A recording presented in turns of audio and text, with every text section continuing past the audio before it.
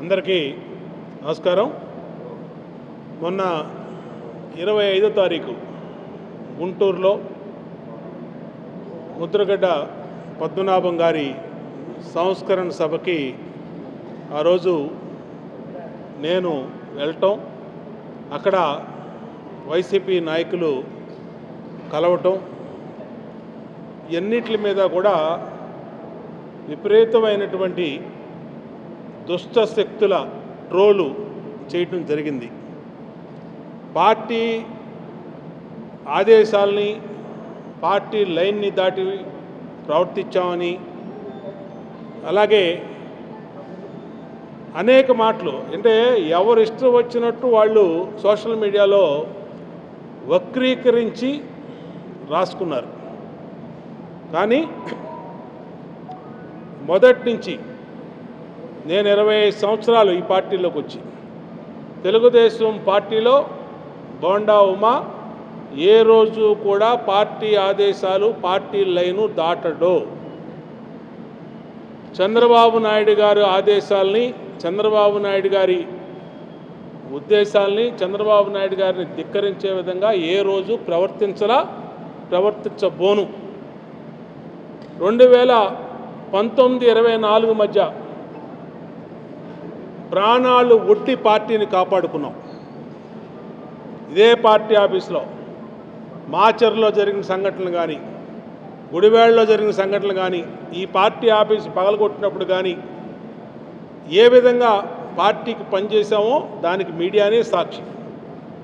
ఏ రోజు కూడా party line, Chandrababu Naidu గారిని ఆదేశాలు ఏ రోజు కూడా మీరల.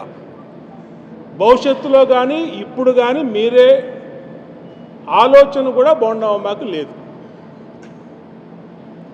ఆ రోజు ఉదయం శనివారం నాడు నేను 11 గంటలకి అక్కడికి వెళ్ళా, 12ంటికి బయటకు వచ్చేసా. సమావేశం అయిపోయింది. నా మాటలు నేను సంస్కరణ సభలో నేను చెప్పాను. అక్కడ నేను వెళ్ళాక వైఎస్ఆర్ కాంగ్రెస్ పార్టీ మాజీ మంత్రి అంబటి రాంబాబు నేను కూర్చున్న సీట్లో నా దగ్గరికి వచ్చాడు. ఆయన పలకరించాడు, మాట్లాడుకున్నాం. అది వాస్తవం, అది ఏమీ చాటుమాటుగా జరిగింది కాదు. మీడియా అందరూ ఉన్నారు అక్కడ. ఓపెన్ డయాస్లోనే జరిగినటువంటిది. ఎందుకంటే ఒక సంస్కరణ సభలో అన్ని పార్టీ వాళ్ళు వచ్చారు. జనసేన వాళ్ళు వచ్చారు, అలాగే వైసీపీ వాళ్ళు వచ్చారు, టీడీపీ వాళ్ళు వచ్చారు, బీజేపీ వాళ్ళు వచ్చారు, అందరూ వచ్చారు. మేము వెళ్ళిన పని సంస్కరణ సభలో నివాళులు అర్పించాం. మమ్మల్ని పిలిచారు కాబట్టి, కాపు జేఏసీ తరఫున ఆ కార్యక్రమం చేశారు కాబట్టి వెళ్ళాం, నివాళులు అర్పించాం, గంటలో వచ్చేసాం. దాన్ని విపరీత అర్థాలు తీసి సోషల్ మీడియాలో విపరీతమైన ట్రోల్స్ చేసిన దానివల్ల ఇవాళ పార్టీకి ఏమన్నా నష్టం జరిగిందా లేదంటే ఏంటనే విషయంలో ఇవాళ రాష్ట్ర పార్టీ అధ్యక్షులు పల్లా శ్రీనివాస్ గారు, నీటిపారుదల శాఖ మంత్రి రామానాయుడు గారితో సమావేశం ఈరోజు వివరణ ఇవ్వమన్నారు నన్ను. ఇవాళ పార్టీ ఆఫీస్కి వచ్చాం, ఇద్దరు ఉన్నారు, వారికి పూర్తిగా వివరణ ఇచ్చాం. నా మాటల్ని వక్రీకరించారు సోషల్ మీడియాలో. అక్కడ జరిగినటువంటి విధానం, అక్కడ జరిగినటువంటి కలయిక వేరు. దాన్ని విపరీతమైనటువంటి ధోరణితో కొన్ని దుష్టశక్తులు వాళ్ళకు అనుకూలమైనటువంటి భాషలో వాళ్ళు తీసుకొచ్చారు. దాని మీదే పార్టీ వివరణ అడిగింది. ఇవాళ వచ్చాం పార్టీ ఆఫీస్లో. శ్రీనివాస్ గారి పల్లా అధ్యక్షులకి, మంత్రి గారికి ఎవరైతే చంద్రబాబు నాయుడు గారి ఆదేశాల మేరకు వాళ్ళిద్దరిని కమిటీగా ఇస్తారో వాళ్ళిద్దరితో మాట్లాడాం. పూర్తిగా అన్ని విషయాలు కూలంకుషంగా చర్చించాం. ఇది జరిగిన విషయాన్ని వక్రీకరించడం వల్ల కోఆర్డినేషన్ ప్రాబ్లం తప్పితే ఎవరు ఎక్కడ ఇది చేయలేదు.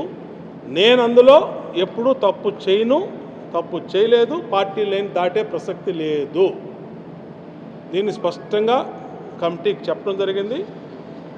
ఇప్పుడు కోఆర్డినేషన్ అంటే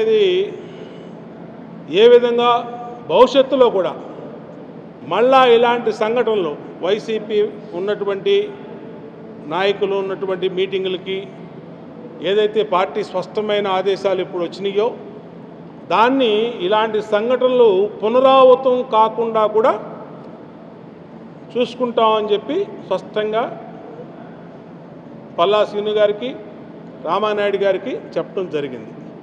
కాబట్టి ఇది ఒక చిన్న విషయాన్ని పార్టీలో సోషల్ మీడియా ఇవాళ ఇష్టారీతిన ఈ దుష్ట శక్తులన్నీ జరిగి కలిసి చేసినటువంటి దీంట్లో ఇవాళ ఇంతవరకు వచ్చింది. అంతకు మించి ఎటువంటి ఇబ్బంది లేదు. భవిష్యత్తులో ఇలాంటి పునరావృతం కాకుండా కూడా చూసుకోమన్నారు, చూసుకుంటామని స్పష్టంగా చెప్తుంది. ఇది ఇక చాలామంది ఉంటారు కదా సొసైటీలో. ఇప్పుడు పార్టీ అంటే పడినోళ్ళు, లేదంటే గ్యాప్ తేవాలనుకునే వాళ్ళు, ఇంకో రకంగా వైసీపీ సోషల్ మీడియా రకరకాల శక్తులు ఉన్నాయి. వాళ్ళు ఎవరు అంటే వాళ్ళకి వాళ్ళ భాషలో వాళ్ళు ఇష్టం వచ్చినట్టు రాసేసుకుంటారు. నేను అనన్న మాటలు కూడా కొన్ని టీవీల్లో స్టేట్మెంట్లుగా వచ్చేసినాయి. ఆ టీవీ పేర్లు చెప్పడం బాగోదు. నేను ఆ రోజు ఉదయం 10 గంటలకు గుంటూరు వెళ్ళా, 11కి గుంటూరు వెళ్ళా, 12కి బయలుదేరి బయటకు వచ్చా. మళ్ళీ తర్వాత నిన్న సాయంత్రం పాదయాత్ర డోర్ టు డోర్ స్టార్ట్ అయినప్పుడు మాత్రమే మీడియాతో మాట్లాడా. మరి ఈ మధ్యలో స్టేట్మెంట్లన్నీ ఎవరిచ్చారు? నేను మాట్లాడకుండా, నేనేమి చెప్పకుండా ఎవరిచ్చారు ఈ స్టేట్మెంట్లు? ఎవరికి తెలియదు. కాబట్టి అంటే ఎంత ఫాస్ట్ అయిపోయారంటే ఒక అబద్ధాన్ని స్ప్రెడ్ చేయడానికి, ఒక అవాస్తవాన్ని ఇచ్చేయడానికి ఇష్టారీతిని వెళ్ళిపోయారు. చూపించమనండి ఆ స్టేట్మెంట్లు ప్రచురించిన టీవీలను అడుగుతా ఉన్నా, సోషల్ మీడియాని అడుగుతాను, వీడియో చూపించండి. ఇప్పుడు బోండావమా ఇన్ని కెమెరాల ముందు ఇన్ని ఇదిలో మాట్లాడుతున్నావు, నాది ప్రతిదీ రికార్డ్ అవుతుంది. నిన్న నేను మాట్లాడా, అది రికార్డ్ అయింది. రికార్డ్ అయినట్టు చూపించండి, తప్పేమీ లేదు. నేను చెప్పింది నాది ఏదన్నా తప్పు మాట్లాడినా అవాస్తవం మాట్లాడినా నన్ను అదే ప్రజెంట్ చేయండి, ఇబ్బంది లేదు. కానీ మాట్లాడని కూడా మాట్లాడినట్టు స్క్రోలింగ్లు వేసుకొని కొన్ని ఇచ్చేశారు. దానివల్లే ఈ గ్యాప్ అంతా పార్టీలో వచ్చింది. అది ఇప్పుడు పార్టీలో అడిగారు, నేను స్పష్టంగా చెప్పా. ఏ ఒక్క ఆ రోజు 12ంటికి తర్వాత వచ్చినాక నేను ఏ ఒక్క టీవీ ముందు కానీ, లేదంటే నా సెల్ఫీ వీడియో కానీ, సోషల్ మీడియాలో కానీ నేను మాట్లాడినట్టు ఉంటే మీరు చూపించండి అంటే వాళ్ళు ఆశ్చర్యపోయారు. అంటే ఇట్టా కూడా జరుగుతున్నాయా అని చెప్పి అన్నారు. అది జరిగింది. చెప్పండి.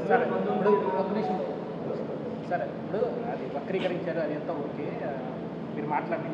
కానీ ఇక్కడ ఏంటంటే అటు అంబటి రాంబాబు అనే వ్యక్తి అటు అధినేత చంద్రబాబుని తీవ్ర పదజాలంతో దూషించుకోవాలి, క్యాడర్ ఆగ్రహంగా ఉన్నారు. అలాంటి వ్యక్తితో చూసిన వీడియోలు బట్టి కానీ అక్కడ వక్రీకరణ లేదు. మీరు సన్నిహితంగా మెలగటం కానీ, ఆయన పక్కన కూర్చోవటం కానీ అట్లా వెళ్ళటం అనేది కొంత కార్యకర్తలకి, అతని నేతలకి ఇక్కడ ఆగ్రహం తెప్పించింది. ఆ ఘటన కొద్దిగా సీరియస్ అయింది అన్నది ఒక వాదన ఉంది. దాన్ని ఎలా చూస్తారు? నేను వెళ్ళేటప్పటికీ అంబటి రాంబాబు అక్కడికి లేడు. నేను వెళ్ళి మొట్టమొదట నాకు కేటాయించిన సీట్లో కూర్చున్నాను. ఆయన తర్వాత వచ్చాడు. ఆయన చూసుకొని కూడా చూసుకోవాలి. ఆయన నా పక్కనకు వచ్చి కూర్చున్నప్పుడు నేను చూశాను.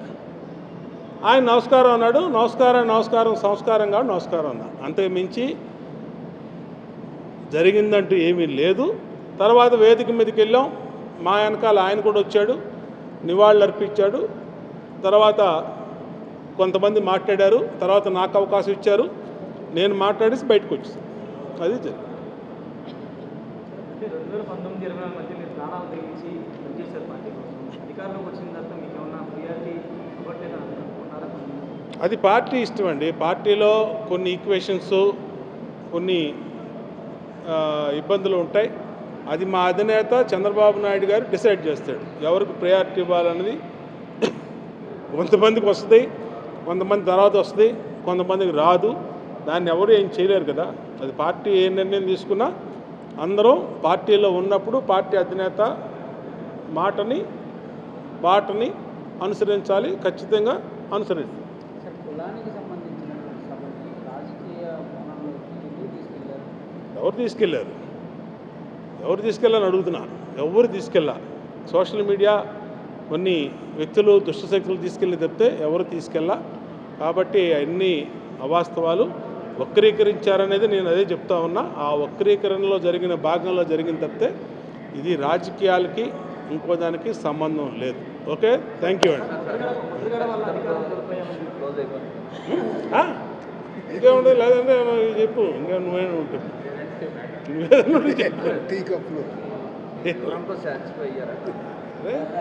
ఏం లేదు, అడుగు నువ్వు పని. జగన్ ట్రాప్లో పట్టారని చెప్పి కొంతమంది నాయకులు. మరి ఆయన్ని అడగండి, ఆయన్నే ఎవరు పడ్డారో ఏంటో ఆయన అడిగితే తెలుస్తుంది. నాకు తెలియదు కదా, కాబట్టి ఆయన్ని అడిగితే తెలుస్తుంది. ఇప్పుడు వెళ్ళి అడిగితే బాగుంటుంది. రైట్.